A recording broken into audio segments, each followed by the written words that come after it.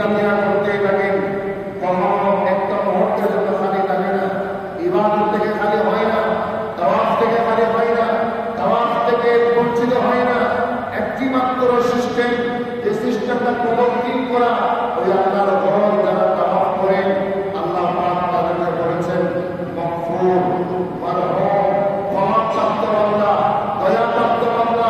আল্লাহ তাদের জীবনের সমস্ত গুনাহ মাফ করে দেন। আর যদি আলহামদুলিল্লাহ আরেকটা স্থান পাবেন সোনার মদিনা, দরবারে মুস্তাফা সাল্লাল্লাহু আলাইহি ওয়াসাল্লাম, যেখানে সার্বক্ষণ মানুষ জিয়ারত করতে থাকে, জিয়ারত জিয়ারত করতে থাকে।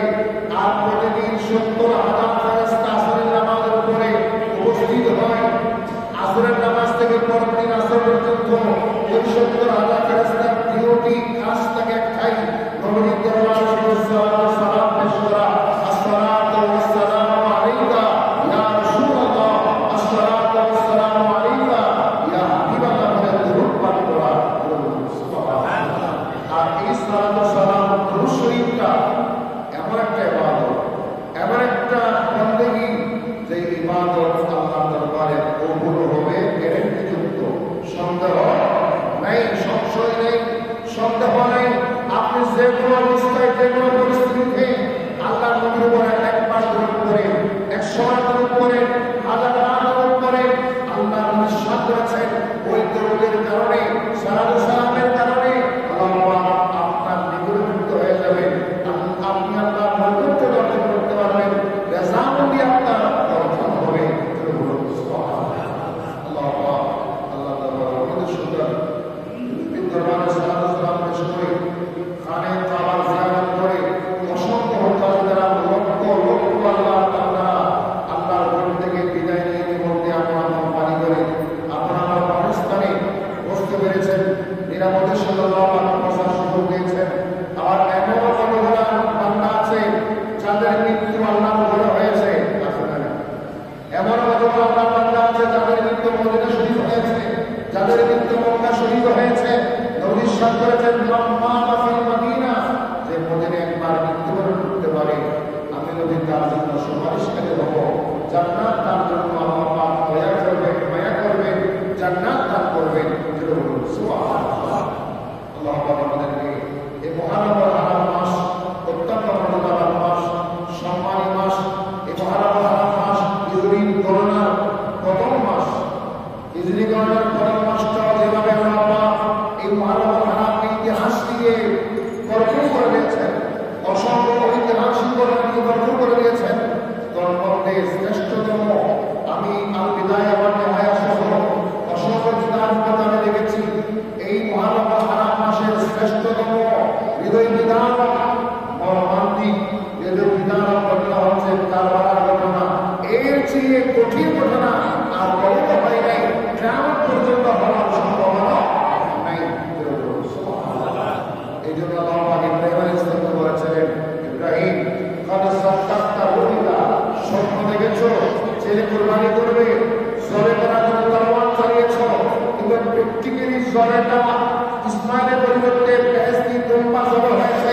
ইসমাইল যদিও কবুল হয়ে গিয়েছেন, জবিহুল্লাহ হয়েছেন, জবে হওয়ার জন্য প্রস্তুত ছিলেন, বাবাও জবে করেছেন, কিন্তু প্র্যাকটিক্যালি সেই জবেটা বাস্তবায়িত হয় নাই। ওই জবেটাকে আমার মনে আল্লাহ ইমাম আলী মাকাম, ইমাম হুসাইনের জন্য রেখে দিয়েছি। কোরআনে কারীম আল্লাহ বলে দিয়েছেন, ওয়া ফাতাইনাহু বিযিবহিন আযীম, ওয়া ফাতাইনাহু বিযিবহিন আযীম। এই জিবহে আযীম মানে মহান কুরবানি।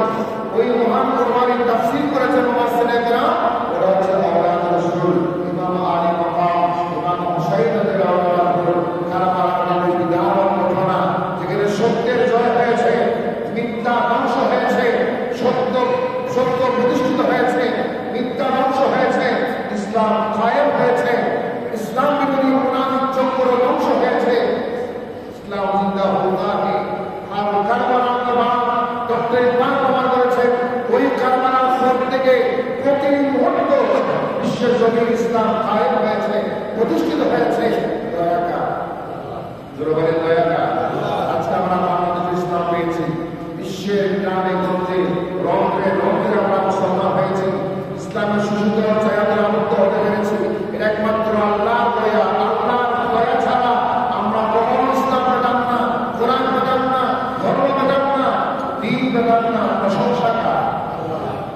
এজন্য কোরআন শরীফের অসংখ্য সূরা পাবেন, অসংখ্য আয়াত পাবেন। যে সূরা শুরুতে আল্লাহ পাক আলহামদু দিয়ে শুরু করেছেন, আলহামদু দিয়ে শুরু করেছেন। সূরা ফাতিহা থেকে প্রথম সূরা আলহামদুলিল্লাহি রাব্বিল আলামিন। সমস্ত প্রশংসা কার জন্য? সমস্ত প্রশংসা বলতে গেলে আলহামদু মানে সমস্ত প্রশংসা। আলিফ লাম আল হামদু, আলিফ লামের তাফসীর করেছে মুফাসসির کرام। লম্বা লম্বা কিতাব, বিশাল কিতাবে বলিয়ে হয়েছে ওই আলিফ লাম দ্বারা প্রমাণ হয়েছে পৃথিবীর জমিনে ছোট থেকে বড় পর্যন্ত সব প্রকারের তারিফ হতে পারে, প্রশংসা হতে পারে একমাত্র ওই প্রশংসার দাবিদার বলে আল্লাহ ছাড়া পৃথিবীর কোন প্রশংসা স্থায়ী হয়। আমারও অনেক সময় প্রশংসা হয়, আবার দুর্নামও। আপনার অনেক জায়গায় প্রশংসা হয়, আবার দুর্নামও। ঠিক না বেশি? আপনার আমার মানুষের জিনজাতি ফেরেশতা ছাড়া মানব জাতি জিনজাতির যেভাবে প্রশংসা আছে সেভাবে দুর্নামও আছে। আবার প্রশংসা যখন হয়, আমরা প্রত্যেকটা মানুষ আপনার অবস্থানে নিজের প্রশংসা চললে মনটা খুশি হয়। ঠিক না? যখন আপনার প্রশংসা কেউ করে আপনার ভালো লাগে না? কথা বলেন, ভালো লাগে, আনন্দ লাগে, প্রশংসা শুনতে সবার ভালো লাগে। কিন্তু মনে রাখবেন, আমরা আপনার প্রশংসা হচ্ছে ক্ষণস্থায়ী, অল্প সময়ের জন্য, এক মুহূর্তের জন্য, এক বেলার জন্য, কিছুদিনের জন্য। চিরস্থায়ী তারই প্রশংসার মালিককে, চিরস্থায়ী প্রশংসার মালিককে।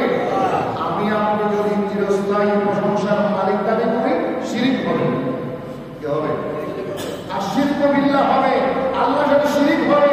চিরস্থায়ী প্রশংসা পৃথিবীর কোন মানুষের, চিরস্থায়ী প্রশংসা কোন জিনের, চিরস্থায়ী প্রশংসা একমাত্র লা ইলাহা ইল্লাল্লাহ, আল্লাহর জন্য চিরস্থায়ী প্রশংসা। সুবহানাল্লাহ। মানুষকে আল্লাহ পাক হায়াত করেন, সন্তান করেন, সম্পদ করেন, দুনিয়ার নিয়ম কানুন করেন, দুনিয়ার ক্ষমতা করেন, রাজত্ব করেন, সব কিছু দিচ্ছেন কে? দেওয়ার মালিক একমাত্র লা ইলাহা, ক্ষমতার মালিক লা ইলাহা, আর ক্ষমতা দিতেও পারেন লা ইলাহা ইল্লাল্লাহ, এর দিতেও পারেন লা ইলাহা ইল্লাল্লাহ। এই বিশ্বাস যাদের থাকবে তারা মুমিন। আর যদি আমি আপনি বিশ্বাস করি ক্ষমতা আমার হাতে, দায়িত্ব আমার হাতে, সম্পদ আমার হাতে, টাকা আমার হাতে, পয়সা আমার হাতে, সম্মান আমার, আমি যারা কারো নাই, এটা হলো শিরিক। এটা হবে কি? কারণ একমাত্র স্থায়ী ক্ষমতা, স্থায়ী সম্মান, স্থায়ী মর্যাদা লা ইলাহা ইল্লাল্লাহর জন্য। এই জন্য আল্লাহ বলেছেন আলহামদুলিল্লাহি, সমস্ত তারিফ, ভালো তারিফ, ভালো প্রশংসা একমাত্র আল্লাহর জন্য। আবার অনেক সময় প্রশংসা কিন্তু খারাপ হয় না, যদি বলে খারাপ প্রশংসা হয় না। যেমন যদি কেউ বলে মানুষটা কেমন জানো, কত দুর্দর্শী টাকা, এটা একটা দৃষ্টিতে প্রশংসা, আরেক দৃষ্টিতে দুর্নাম। ঠিক কি না? প্রশংসা বা দুর্নাম। এই জন্য আল্লাহর জন্য হবে তামাম খুবিয়া তারিফি। আল্লাহ হযরত বলেছেন আল্লাহর জন্য সকল প্রশংসা বলতে সকল ভালো প্রশংসা। খারাপ প্রশংসা আল্লাহর জন্য হতে পারে। যত রকমের ভালো প্রশংসা, ভালো তারিফ, ওই ভালো প্রশংসার মালিক লা ইলাহা ইল্লাল্লাহ। সুবহানাল্লাহ। এই জন্য সূরা তাহা 30 নম্বর আয়াত থেকে 44 নম্বর আয়াত পর্যন্ত আপনি তেলাওয়াত করবেন। যদি সুযোগ হয় বাংলা তরজমাটা একটু করে দেখবেন, সামান্য হলো বুঝবেন। আজকের আলোচনার সাথে একটু মিলাবেন, মিলালে একটু বুঝে আসবে আল্লাহ কাকে মুমিন করেছেন, কাকে মুনাফিক করেছেন। ওই বান্দা মুমিন যে আল্লাহর নিয়ামত পেয়ে ওই নিয়ামতকে স্বীকার করে। আল্লাহু আকবার। ওই বান্দা মুনাফিক যে আল্লাহর নিয়ামত পেয়ে সেই নিয়ামতের উপর অহংকার করে। মুনাফিক বলেছেন কে? আল্লাহ।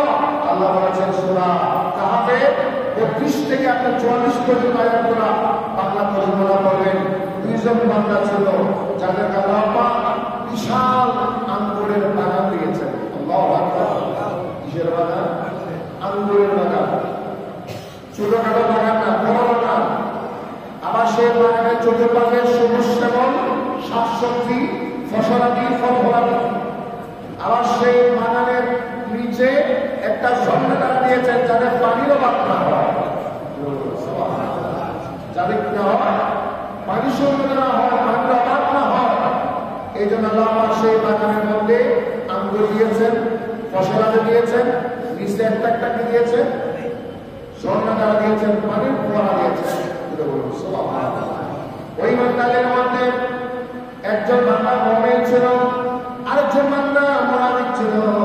একজন যে মুমিন ছিল সে আল্লাহ দরবারে বারবার সিজদা করত, আল্লাহ দরবারে মুনাজাত করত, ফরিয়াদ করত, ইয়া রাব্বানি আমার বলতে আমার কাছে কিছুই নেই, আমাকে যত সম্পদ দান করেছো, যত বাগান দান করেছো, যত টাকা দান করেছো, যা দিয়েছো সবগুলো তোমার জন্য, আমি নিজেও তোমার জন্য।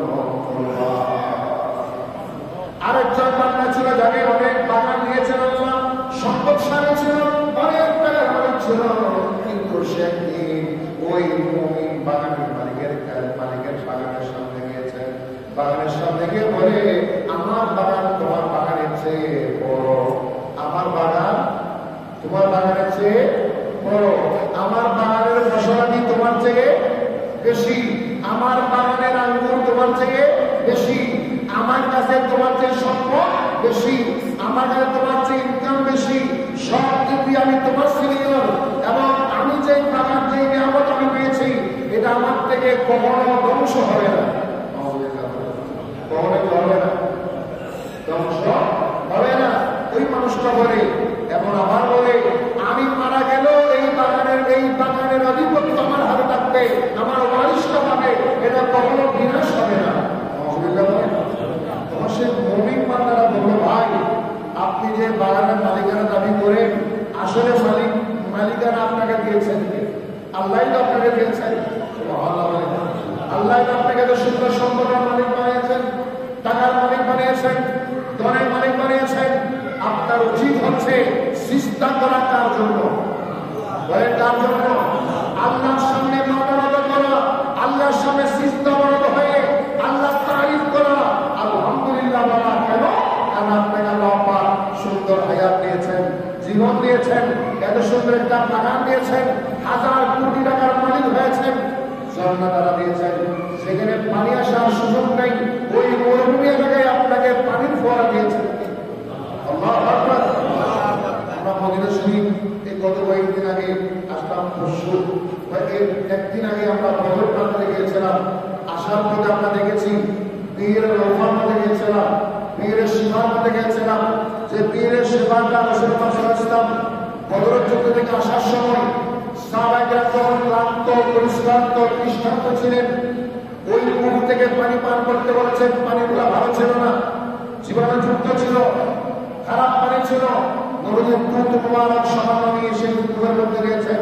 ওই দুধ মুবারকের বরকতে পানিগুলো এমন মিষ্টান্ন হয়েছে, শরীরের সাথে মিলে গিয়েছে, জীবাণুমুক্ত হয়েছে। আজ পর্যন্ত সেই পানি এক ফোঁটা গেলে মানুষের মুখের সেবা হয়। আল্লাহু আকবার। কত মরুভূমি থেকে পানি পাওয়া যায়, চতুর্মাসে মরুভূমি, ওখানে পানি পাওয়ার মতো কোনো আশেপাশের সাগর নদীও নাই। আর ওই জায়গা থেকে পানি বের করতেছেন কে? ওই জায়গা থেকে পানি দিচ্ছেন আল্লাহ। তোমার মুমিন বান্দারা মুনাফিককে বললো, আল্লাহ যে তোমার বাগানের নিচে একটা ঝর্ণা দ্বারা দিয়েছে, পানির পড়া দিয়েছে, এটা আল্লাহর দান, তুমি কেন অহংকার করো? এগুলো তোমার না। তখন সে বললো, আমি আল্লাহর দান স্বীকার করি, কিন্তু এটা আমি আমার কষ্টের মাধ্যমে পেয়েছি, আমার শ্রমের মাধ্যমে পেয়েছি। নওয়াজুবিল্লাহ বলেন। তখন সেই মুমিনটা বলল, হে আল্লাহ বান্দা, শোনো শোনো, তুমি তো কুফরি করে ফেললা, আল্লাহর নিয়ামতকে অস্বীকার করে ফেললা, আল্লাহর নিয়ামতের সাথে বেয়াদবি করে ফেললা। শুকরিয়া করার পরিবর্তে, আল্লাহর তারিফ করার পরিবর্তে, আলহামদুলিল্লাহ বলার পরিবর্তে তুমি নাশকরি করে ফেললা। আমার আল্লাহ তোমাকে অবশ্যই বিচার করবে। পরের দিন ফজর হয়নি, সকাল হয়নি, এমন তুফান হলো, এমন ঝড় তুফান হলো, ওই মুনাফিক বান্দার বাগানটা ধ্বংস হয়ে তছনছ হয়ে গেল, নিঃশ্বাস হয়ে গেল, ধ্বংস হয়ে গেল। আর মুমিনের বান্দাটা ছিল, পার্শ্ববর্তী বাগান ছিল, ওনার বাগানের একটা গাছের আঙ্গুর পর্যন্ত নিচে পড়ে নেই। পার্শ্ববর্তী বাগান ধ্বংস হয়ে গেছে। আর এক পার্শ্ববর্তী আরেকটা বাগান, একটা আঙ্গুরের গাছ থেকে একটা আঙ্গুর নিচে ছিল, পরে নাই, পরে মালিক কে? বলেন কে? অবশ্যই মুমিনটা সিজদায় করে ইমান আল্লাহরে, আমি তো তোমার দরবারে শুকরিয়া করতে সিজদা অবনত হতে ছিলাম, এখন তো আমার আবেগ, আমার মহব্বত, আমার ভালোবাসা তোমার প্রতি আরো বেশি একেবারে রয়েছে, আমি আমার গোটা জীবন তোমার জন্য দিয়ে দিল, শেষ করে না। তাহলে বলেন তারিফটা প্রশংসা করা, স্থায়ী তারিফ, চিরস্থায়ী তারিফ, প্রশংসা, তাও ভালো তারিফ। আলহামদুলিল্লাহ তাফসীর অনেকে করেছেন, শত শত কিতাব আমরা পড়েছি, আলহামদুলিল্লাহ তাফসীর করেছেন, আপনারাও করেছেন। কিরকম? সমস্ত প্রশংসা তার জন্য, আল্লাহর জন্য, এটা বলেছেন। আবার এই তারিফটা করেছেন, অনুবাদটা করেছেন ইমাম আহমদ রেজা খান ফাযিল বেরলভী রাহমাতুল্লাহ আলাইহি। তিনি আরেকটু গভীরভাবে, আরেকটু কৌশল করে গভীরভাবে তিনি অনুবাদটা করেছেন। কিরকম জানেন? तमाम खूबियां तारीफी अल्लाह ताला के लिए, समस्त ভালো প্রশংসা আল্লাহর জন্য। সুবহানাল্লাহ। একটাতে সমস্ত প্রশংসা বললে ওখানে ভালো হতে পারে, খারাপ কথা বলেন, ভালো হতে পারে, খারাপ হতে পারে। এই জন্য আল্লাহ বললেন এখানে আল্লাহর সাথে কখনো খারাপ প্রশংসা, নেগেটিভ প্রশংসা, অন্যায় প্রশংসা ব্যবহার করা যাবে না। আল্লাহর সাথে সমস্ত ভালো প্রশংসা ব্যবহার করতে হবে। এই জন্য সমস্ত প্রশংসা বলতে ভালো প্রশংসা করার মালিককে এই জন্য সূরা কাহফের 1 নম্বর আয়াতে আল্লাহ স্পষ্ট করে দিয়েছেন, আলহামদুলিল্লাহিল্লাযী আনজালা আলা আবদিহিল কিতাব, সমস্ত ভালো তারিফ ওই আল্লাহর জন্য যিনি আল্লাহ প্রিয়তম বন্ধুর মাধ্যমে আল্লাহ প্রিয়তম বান্দার উপর কোরআনুল কারীম নাযিল করেছেন। আল্লাহু আকবার। ওই কোরআনুল কারীম কালামটা কার? আল্লাহ। জোরে বলেন না। আল্লাহ বলেন আমরা শুনুন, আলহামদুলিল্লাহিল্লাযী আনজালা আলা আবদিহিল কিতাব, ওই সমস্ত ভালো তারিফ প্রশংসা আল্লাহর জন্য যিনি আল্লাহ প্রিয়তম বান্দার উপর কিতাব কোরআনুল কারীম নাযিল করেছেন। ওই কোরআনটা হলো একটা কিতাব, এমন একটা কোরআন যে কোরআন মানুষের জন্য চিরস্থায়ী ভালো বন্ধু, উত্তম বন্ধু, উত্তম বন্ধু। যে কোরআন আপনার দুনিয়াতে কবরে হাসরে আপনার পক্ষে আল্লাহ দরবারে বন্ধুত্বের আচরণ করবে, আপনার পক্ষে সুপারিশ করবে। আপনি কোরআনের সাথে বন্ধুত্ব করেন, ওই বন্ধুত্ব কোনদিন আপনার সাথে কোরআন কি করবে না, ওই বন্ধুত্ব কোনদিন আপনার সাথে অন্যায় আচরণ করবে না, ওই বন্ধুত্ব কোনদিন আপনার বিপদের সময় আপনাকে ফেলে চলে যাবে, ওই বন্ধুত্ব কোনদিন আপনাকে বিপদে ফেলে চলে যাবে না। কোরআনে কারীম এমন একটা বন্ধু, যে বন্ধু আপনি বিপদে পড়েছেন, মুসিবতে পড়েছেন, সমস্যায় পড়েছেন, আপনি বুনিয়াদী সমস্যায় পড়েছেন, রোগাক্রান্ত হয়েছেন, বিপদে পড়েছেন, আপনি সমস্যা করে গিয়েছেন, ওই কোরআনকে আপনি মুসলিম বানিয়ে নেন। আল্লাহ কোরআনের মাধ্যমে আপনাকে সেবা দান করবেন, ওই কোরআনের মাধ্যমে আপনাকে নিয়ামত দান করবেন, ওই কোরআনের মাধ্যমে আপনাকে উত্তম নিয়ামত দান করবেন, কবরের শাস্তি থেকে মুক্তি দান করবেন, জান্নাতের মুক্তি দান করবেন এবং জান্নাতবাসী করবেন। ওই কোরআনের মাধ্যমে যে কোরআন নাযিল করেছেন কে? আল্লাহ। জোরে বলেন কে? এই পৃথিবীর জমিনে হাজারো সাহিত্যিক ছিল, বড় বড় পণ্ডিত ছিল, মহাজ্ঞানী ছিল, অ্যারাবিক সাহিত্য বিশারদ ছিল, কোরআনের মতো একটা বাক্য তৈরি করার ক্ষমতা কার কাছে? কারণ সেই কোরআনে কারীমটা প্রতিটি লফজ, প্রতিটি শব্দ এত বেশি বিজ্ঞানময়, এত বেশি বিজ্ঞানময়, যেটা বিজ্ঞানের কর্মদা, বিজ্ঞানের উপরে বিজ্ঞান, বিজ্ঞানের উপরে বিজ্ঞান হচ্ছে কোরআনে কারীম। আমরা মুসলমানরা সেই কোরআনকে শুধুমাত্র নামাজের জন্য ব্যবহার করি, সেই কোরআনকে শুধুমাত্র আপনার শাহাদাতের জন্য ব্যবহার করি, সেই কোরআনকে শুধু তারাবি নামাজের জন্য ব্যবহার করি, সেই কোরআনকে শুধুমাত্র ছোট দিব, বুকে ধরবো, মাথায় রাখবো, এই জন্য ব্যবহার করি। ওই কোরআনকে প্র্যাকটিক্যাল জীবনে ব্যবহার করার চিন্তা আমাদের কাছে নাই।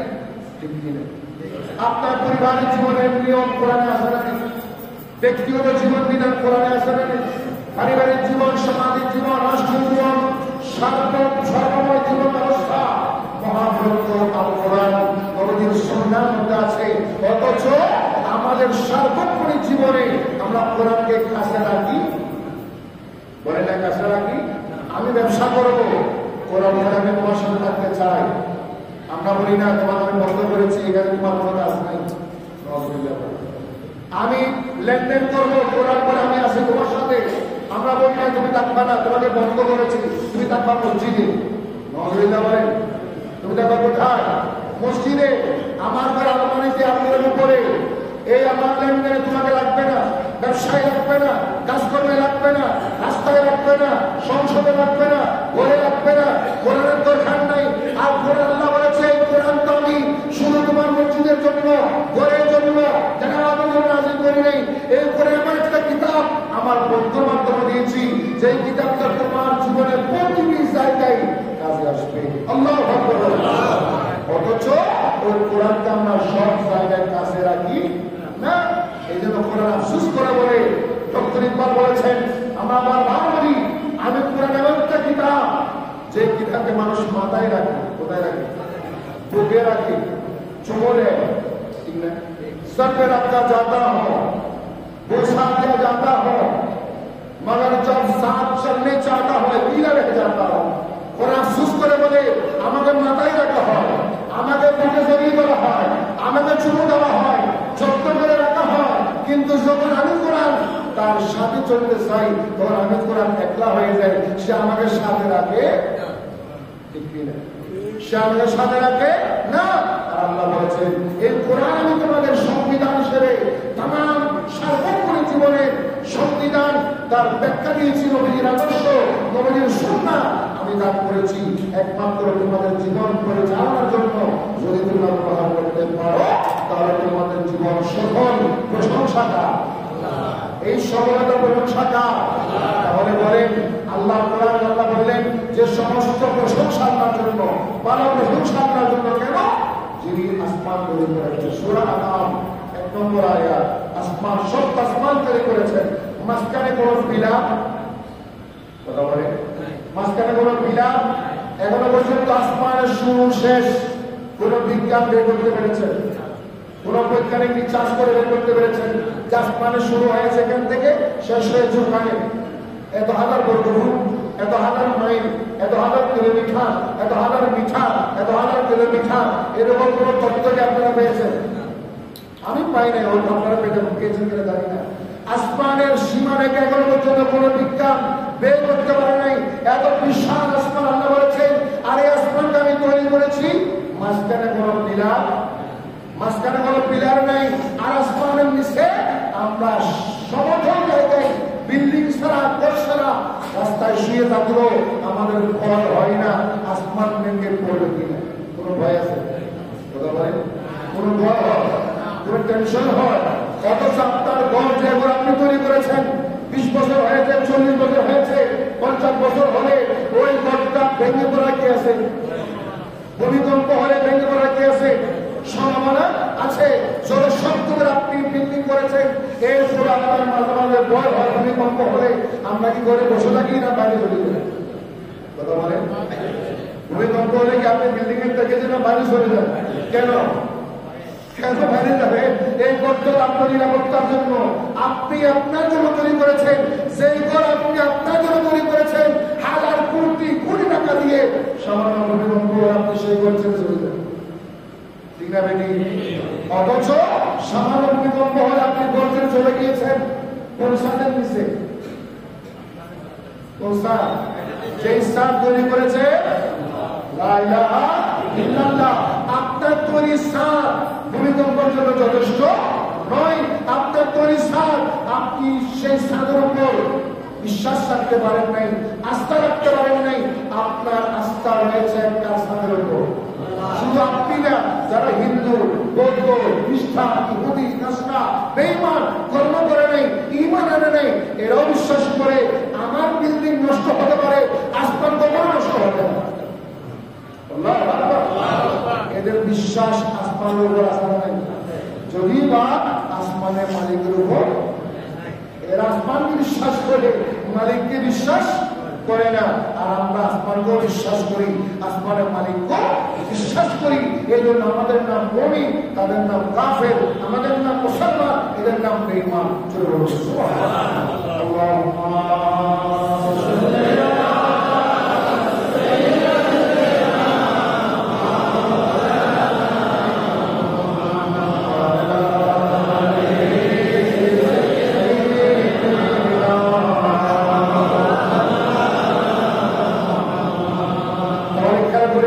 সমস্ত নিয়ামত দেওয়ার মালিককে।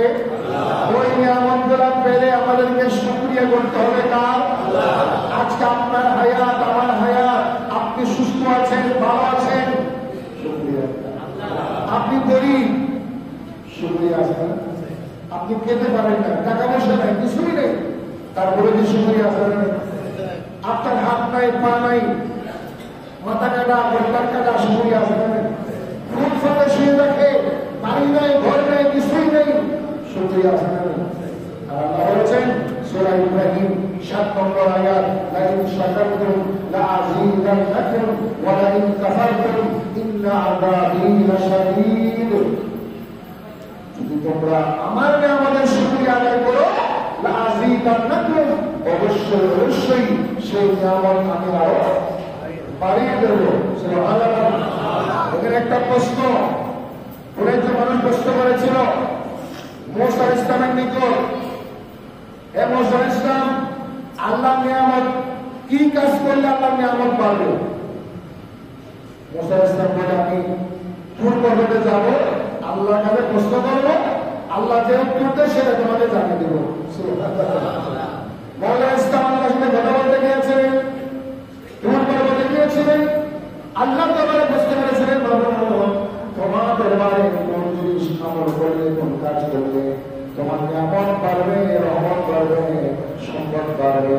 আল্লাহ বলেছেন আমার বান্দারা শুনুন, আমার শুকরিয়া যত বেশি আদায় করবে তত বেশি আমার নিয়ামত বাড়তেই থাকবে। আল্লাহু আকবার। তাহলে নিয়ামত বাড়ার পদ্ধতি কয়টা? একটা, শুকরিয়া করতে হবে না। আর নিয়ামত কমার পদ্ধতি কয়টা? তার একটা।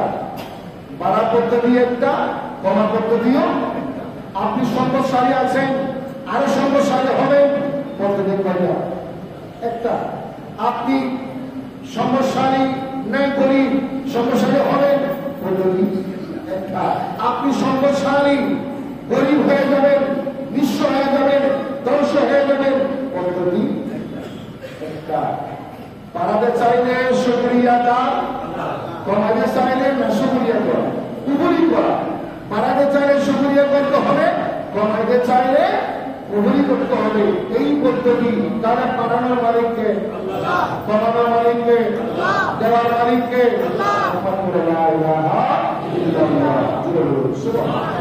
মুসা ইসলাম থেকে বের হয়েছেন, সহিহ হাদিস,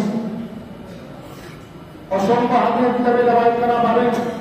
নবী সাহেব বললেন, একদা মুসা ইসলাম থেকে বের হচ্ছেন, বের হওয়ার পথে মুসা ইসলামের একজন গরিব মানুষের সাক্ষাৎ। কি মানুষ? গরিব মানুষ, টাকা পয়সা নেই, অভাব। মুসাকে বলে, মুসা তুমি তো গরিবুল্লাহ, আল্লাহর সাথে কথা বলো, আল্লাহকে আজকে যদি জানতে চাইবা আমি গরিব, আমি কিভাবে ধনী হব, কিভাবে ধনী হব? মুসলমান বলেন, ঠিক আছে। আবার গেলেন, যাওয়ার পরে আরেকজন বলল, একজন মহিলা, উনি এসে বলে, হুজুর আমি অনেক গরিব মানুষ, আমার টাকার অভাব নাই, পয়সার অভাব নাই, কিছুর অভাব নেই। আল্লাহু আকবার। আমার কিছুর অভাব নেই, সম্পদের অভাব নেই, আমার একটা জিনিসের অভাব, আমি তো আল্লাহর জন্য ইবাদত করবো, ওই সময়টা পাই না। আল্লাহু আকবার। আমি তো আল্লাহর জন্য ইবাদত করবো, ওই সময়টা পাই না। আল্লাহ একটু বলো না আমাদের সম্পদ কমা দিতে, হিসাব করতে করতে আমি সময় পাই না। আল্লাহু আকবার। হিসাব করতে করতে সময় পাই না। আল্লাহ একটু বলো কি কাজ করলে আমার সম্পদ কমবে, কি কাজ করলে সম্পদ কমে গেলে হিসাব কম হবে, আল্লাহ ইবাদত করতে পারবো। আল্লাহু আকবার। একজন বলে সম্পদ বাড়াইতে, আরেকজন বলে সম্পদ কমাতে। কতক্ষণ যাওয়ার পরে আরেকজন মাসুর মানুষ, হাত নাই, পা নাই, দুই হাত নাই, দুই পা অর্ধেক। আমাদের মধ্যস্থ অনেক নজর আছে না, ফকির গরিব আছে না, আছে। এরকম গরিব মাসুর মানুষ বোঝার সামনে হুজুর, আমি আল্লাহর কাছে একটা জিনিস জানতে চাই আপনার মাধ্যমে।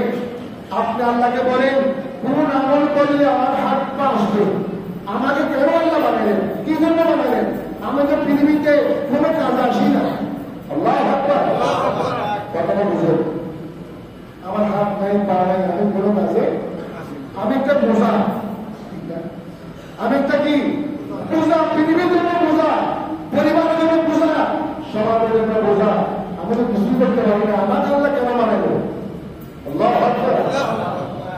বলেন ঠিক আছে, গেলেন দৌড়ে, কথাবার্তা শেষ, আল্লাহর কাছ থেকে বিদায় নেবেন। বলে আল্লাহ তিনটে মানুষের তিনটা প্রশ্ন। একটা মানুষ প্রশ্ন করেছে তিনি গরিব, সে কিভাবে তুমি হবে জানতে চেয়েছেন। তোমার প্রশ্ন হিসেবে আল্লাহ বললেন তাকে বলবে আমার শুকরিয়া করার জন্য, আলহামদুলিল্লাহ বলার জন্য। আল্লাহ ঠিক আছে।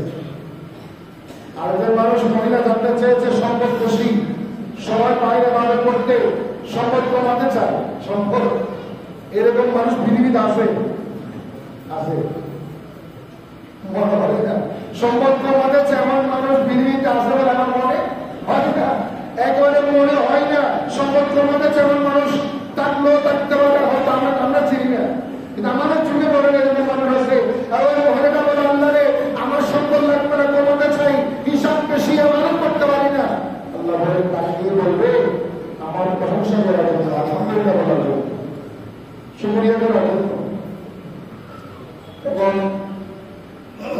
বললেন আরেকজন বন্ধু হাত পায়ে পা এসে জানতে চেয়েছে তুমি তাকে কেন বানিয়েছ? তখন আল্লাহ বললেন আমি তাকে বানিয়েছি জাহান্নামের ছিদ্র বন্ধ করার জন্য। জাহান্নামের কি ছিদ্র? ছিদ্র বুঝেন? জাহান্নামের ছিদ্র বন্ধ করার জন্য তাকে বানিয়েছি। এগুলো নিয়ে তাকে বলবেন। মুসা ইসলাম চলে আসলেন, প্রথম দেখা হলো এই মহিলার সাথে, যেই মহিলা গরিব ছিল, সম্পদ কমাতে চায়, সম্পদ কমাতে চায়। সেই মহিলা প্রশ্ন করলেন আমার উত্তর কি? মুসা ইসলাম বললেন তোমার উত্তর হচ্ছে আল্লাহ বলেছেন আল্লাহ শুকরিয়া করার জন্য, আলহামদুলিল্লাহ করার জন্য। ওই মহিলাটার সাথে হাতে সিজদা করে গেলেন, আলহামদুলিল্লাহ বললেন, শুকরিয়া করলেন, এত বেশি শুকরিয়া করলেন, আলহামদুলিল্লাহ বললেন, সিজদাই করলেন, ওনার সম্পদ হাজার মনে বেড়ে গিয়েছে, কমে না, আরো বেড়ে গিয়েছে। এত বেড়ে গিয়েছে উনি এখন আগের মতো শোনা পাই না। কারণ ওই পদ্ধতিটা হচ্ছে কমানোর না, কিসের?